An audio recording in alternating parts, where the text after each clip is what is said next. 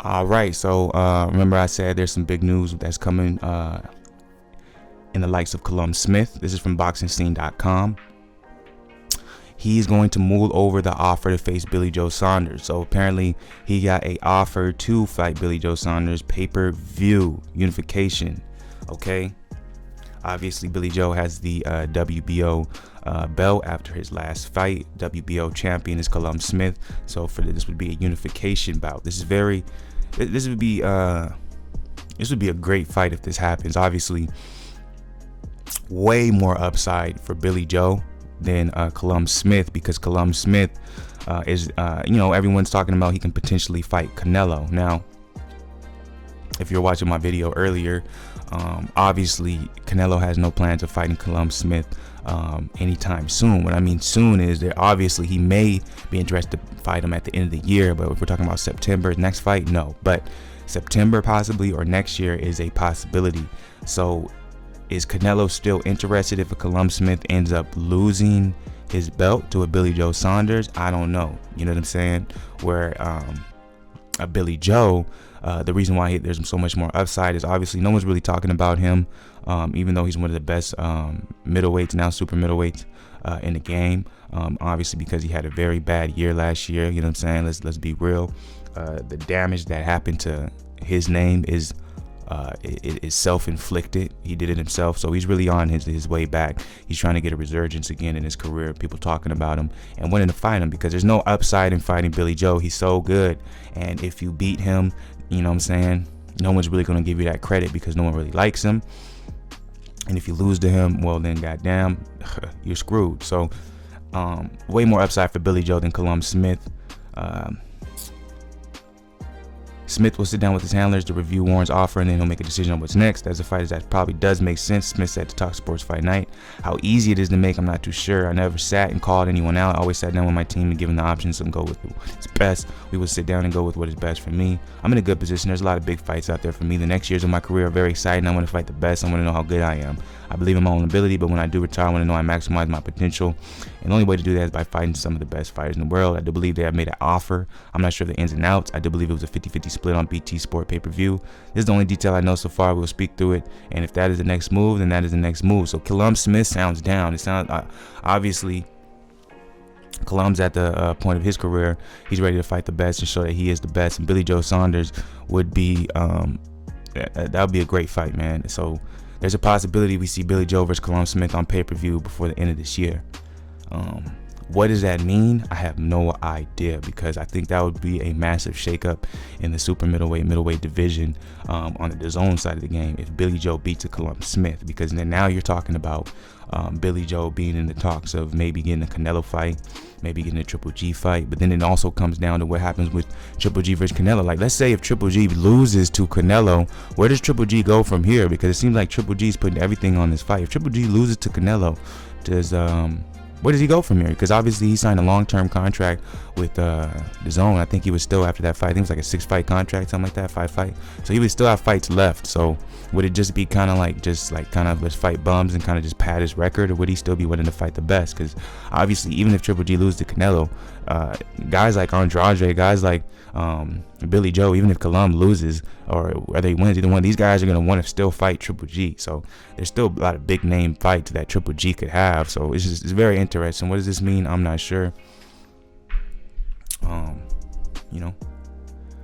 Which brings me to talk about this right here from BoxingNews24.com. Spence says he'll beat Canelo after Porter fight. So everybody wants a shot at Canelo Alvarez. And this is what I mean by Jamal Charlo. Unfortunately, you're wrong when you say Canelo has to fight you sooner or later. Canelo basically being the franchise champion basically means he's overseeing all promotions. Like, he's looking at all the fighters in every promotion, everything that he sees, right? And he gets to choose who he wants to fight. There's not going to be any problems with him making the fights, because that's the fights he wants. That's how much he has the whole stable of boxing behind him. What it comes down to is who they want to work with and who they feel like it'll be worth working with. Like I was saying earlier, it'll be easier for a Canelo and Golden Boy Promotions to fight a Kovalev over a Jamal Charlo because of the bodying organizations behind them. Golden Boy Promotions can make a fight with a top rank much easier because they are still associated with ESPN in comparison to PBC. Now, for them to be like, okay, I'm going to pick PBC over a top ranked fighter like Kovalev, it has to be worth it, and it has to be worth it. Like it has to be it has to be so exponentially better than what they could do with an ESPN or a DAZN or something like that. Then they'll be like, okay, I'm willing to do it, just because it'll be so. They'll have to split more money with a PBC, most likely, just because it's different televising companies that are backing them. So because of that, you know what I'm saying, it just has to make sense. And why would you fight a Jamal Charlo over a Kovalev when essentially they will probably have the same buzz around it? Now, some people might be like, man, that's disrespectful. Jamal Charlo, he's way more popular than Sergey. But no, he in my opinion, he's not, because Sergey is considered like a legend at this point. He's a Hall of Famer. You know what I'm saying?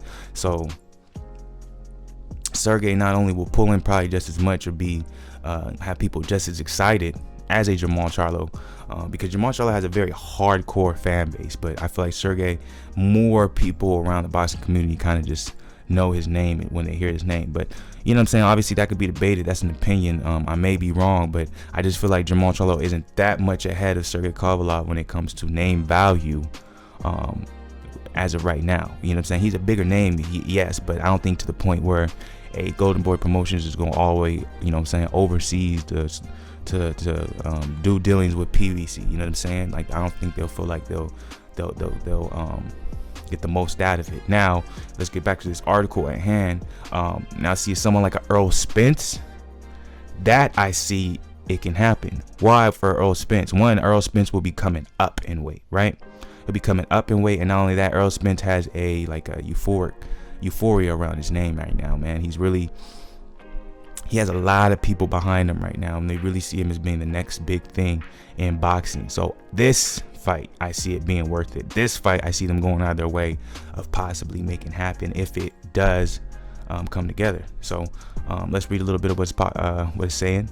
Done beaten, Spence Jr. says he's going to call Golden Boy Promotions bluff by agreeing to fight against the 2-division world champion Canelo and DAZN to fight against IBF welterweight champion Spence can't come soon enough because the Mexican star has a shortage of appealing opponents.